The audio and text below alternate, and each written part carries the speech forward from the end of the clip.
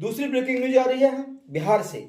बिहार में चंदन मिश्रा हत्याकांड में अब तक कुल 6 आरोपी पकड़े गए, जिसमें से 3 आरोपी आज रात को पकड़े गए। पुलिस से मुठभेड़ हुई जिसमें 2 को गोली लगी, टोटल 3 अरेस्ट किए गए। इसी तरह से आपको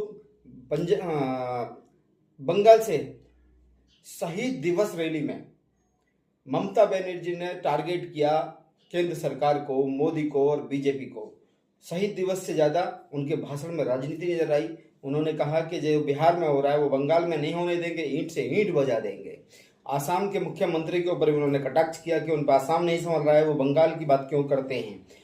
दूसरी आपको ब्रेकिंग न्यूज मिलेगी, तलाक के बाद ना बटे प्रॉपर्टी, उसको लेकर के लोग आजकल अब शादी से पहले ही ट्रस्ट बना रहे हैं।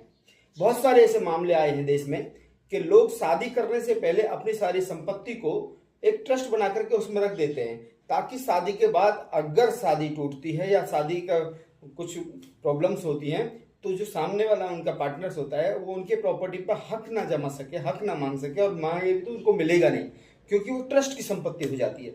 इसी तरह कुछ और जो लेडीज हैं उन्होंने भी इस तरह से किया है, क्योंकि उन्होंने भी ट्रस्ट बना के अपनी संपत्ति को किया है।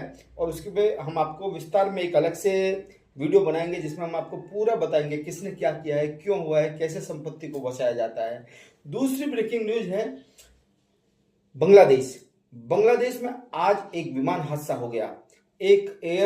उनका एयरफोर्स का एक विमान स्कूल के ऊपर गिर गया, जिसमें काफी सारी जानें चली गई, बहुत सारे लोग घायल हो चुके हैं।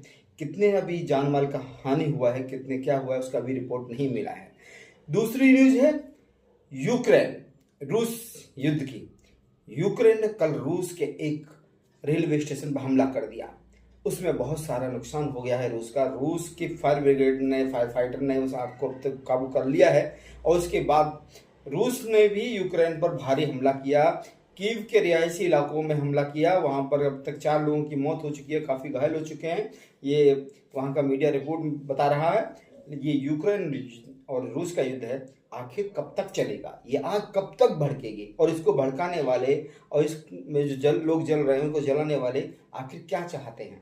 ना तो रूस उसको लेकर के संवेदनशील है कि इसका रिजल्ट क्या होगा, ना ही यूक्रेन, ना ही यूरोप देश के कंट्री, क्योंकि यूरोप उसको फंड कर रहा है, 32 देशों का सहयोग है, नाटो उसके साथ है, तो युद्ध उधर से रुकना ना इम्पॉसिबल है। इधर रूस भी जिद पर है, वो भी अपना नुकसान करता ही जा रहा है। दोनों देश, दोनों भाई आपस में लड़ रहे हैं, सिर्फ अपना नुकसान कर रहे हैं, बाकी दुनिया का क्या होगा ये तो कुछ पता नहीं। दूसरी न्यूज